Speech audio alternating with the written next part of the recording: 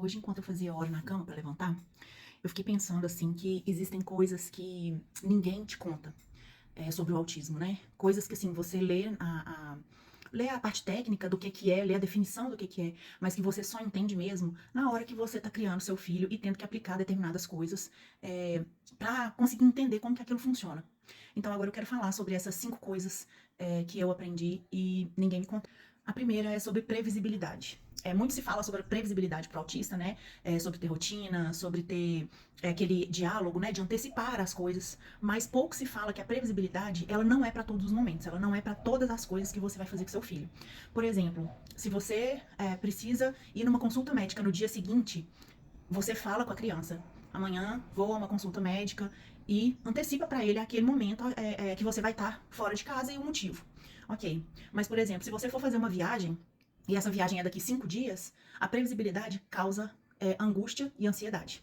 E vai te causar um turbilhão de perguntas e todos os dias ele vai te perguntar, mas é hoje? Que dia que é? Que horas que você vai? Como que é? E isso causa mais ansiedade do que ajuda. Então, previsibilidade, ela tem que ser aplicada com contexto e da forma correta, porque senão é muito pior para a criança e às vezes para a gente também. Um dos critérios diagnósticos do autismo é o baixo limiar para frustração. Só que a gente não pode comparar a frustração da criança com a frustração do adulto, porque senão a gente sempre vai achar que aquela crise, aquele choro é uma bobagem, e para a criança não é.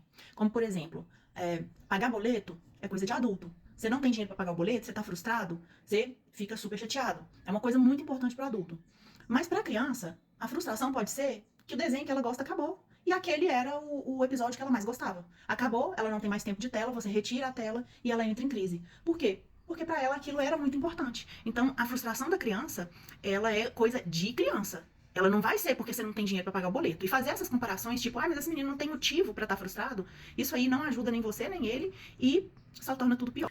A rigidez cognitiva. A rigidez cognitiva, ela não é uma afronta a você ou as coisas que você quer fazer com a criança. A rigidez cognitiva é uma reação a você retirar ali um conforto daquela criança e ela reage de forma a não querer o que você tá sugerindo. Então, por exemplo, isso pode ser porque você trocou os talheres dela, o copo, que seja, ou mudar a data de uma viagem muito importante. Então, não existe um gatilho específico, né? Vai ser o que traz ali conforto e tranquilidade para aquela pessoa. E se você retira isso, ela entra numa rigidez, porque você retirou dela o conforto, o controle, né? Então a rigidez cognitiva, ela não é uma reação a você ou ao que você solicitou ou pediu ou a regra que você mudou. É uma reação natural do cérebro do autista, aonde ele perde ali o controle e o conforto do que ele estava prevendo e vem ali uma rigidez. A criança autista, ela não entende ameaças, mas ela aprende a ter medo.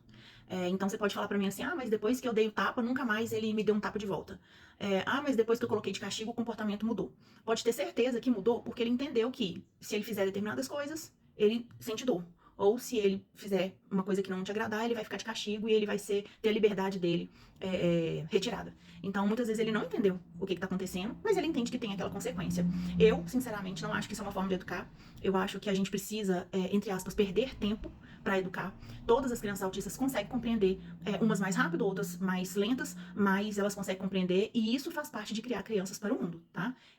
Fazer ela entender as coisas e não só ter medo e reagir de forma ruim por isso. E por último, e um dos que eu acho mais importantes que eu aprendi, é que nem sempre você vai receber as demonstrações de carinho que você espera, mas você será sim muito amada.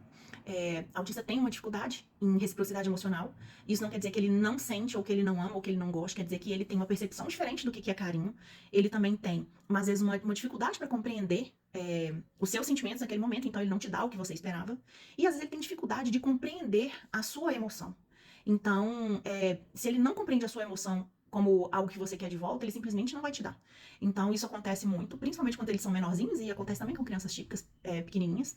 Essa reciprocidade ela vai sendo construída com diálogo, falando, informando, né, que naquele momento, nossa, mas eu esperava um abraço de volta e tal, explicando, porque isso é treinamento de habilidades e pode não parecer, mas nós, famílias, mães, a gente treina a reciprocidade o tempo todo, então fica aí a minha dica, não fica chateado se você não recebeu aquele beijo, aquele abraço na hora que você quis, você é amada sim e o seu filho vai te demonstrar de outras formas. Esses foram os 5 pontos que eu achei interessante, que eu pensei hoje de manhã e de repente se aplica aí na vida de vocês, vocês me contem aqui o que vocês acharam.